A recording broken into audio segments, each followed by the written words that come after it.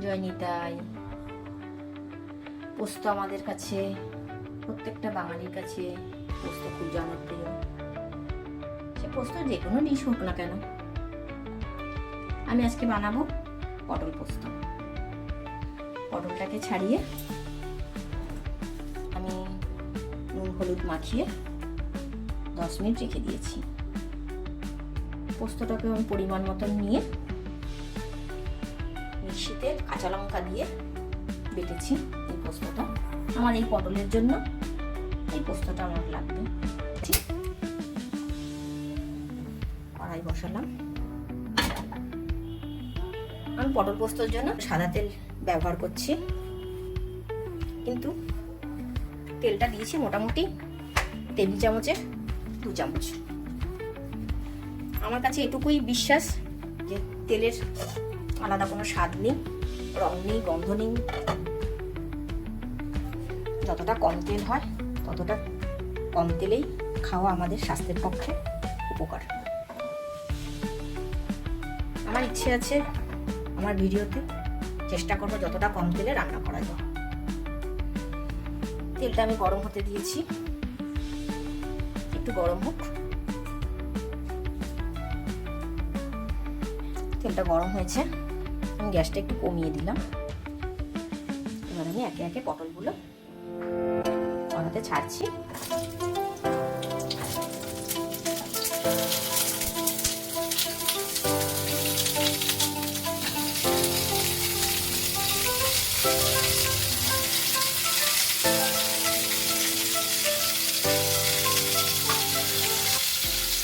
আমি এবার একটু উল্টে পাল্টে ভালো করে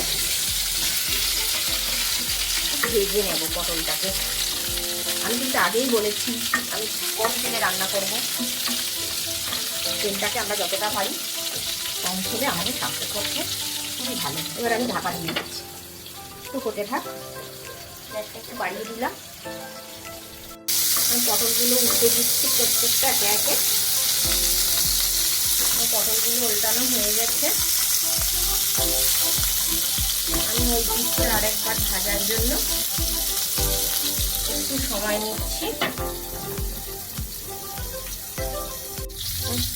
পটলগুলো ভাজা হয়ে গেছে। এবার আমি যে পোস্তটা বাটিতে রেখেছিলাম এই পোস্ত, তার মধ্যে আমি পরিমাণ মতো হলুদ দেবো। এবার পরিমাণ মতন একটু হলুদ দিয়ে দিলাম, 4 চামচের 1/2 চামচ। পরিমাণ মতন লবণ দিচ্ছি।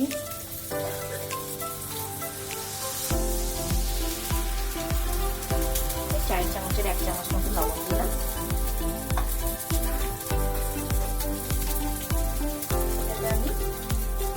আমি মিক্সি ধুয়ে জলটা রেখেছিলাম, এই জলটাও ঢেলে দিচ্ছি এর মধ্যে দিয়ে এবার এটাকে গুলিয়ে দেবো। আমি গুলিয়ে নিয়ে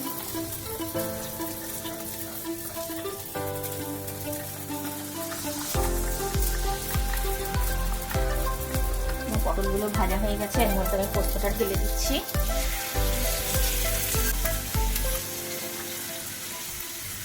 তার মধ্যে একটু জল দেবো বাটিটা দিয়ে।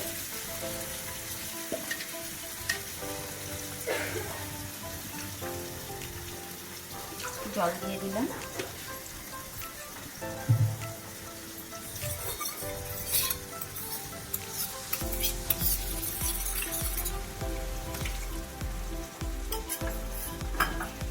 একটু নেড়ে দেব।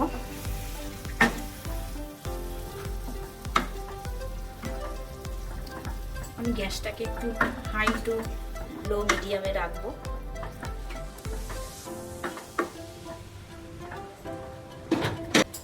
যতক্ষণ না পটলটা সেদ্ধ হয় ততক্ষণ পর্যন্ত ঢাকা দিয়ে রাখছি। আমার পটল পোস্তটা হয়ে গেছে। এবার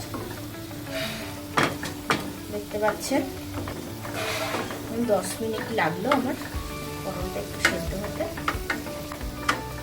আমি একটু মিষ্টি দেবো। যে কোনো নিরামিষ পদে মিষ্টি দিলে টেস্টটা ভালো আসে। একটু ব্যালেন্স করে দেবো যাতে খুব মিষ্টি না হয়। 4 চামচের হাফ চামচ দিলাম মিষ্টি, একটু নেড়ে দেবো, একটু হালকা হাতে নাড়বো যাতে পটলগুলো ভেঙে না যায়।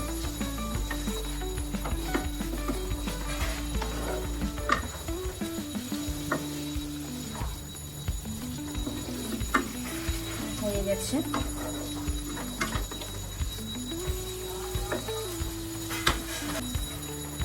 10 মিনিট স্ট্যান্ডিং টাইমে রাখছি, তারপর ভাতের সাথে সার্ভ করব। গরম ভাতের সাথে পটল পোস্তটা সার্ভ করছি। আমি আগেও বলেছি এটা রুটির সাথেও খুব ভালো যায়।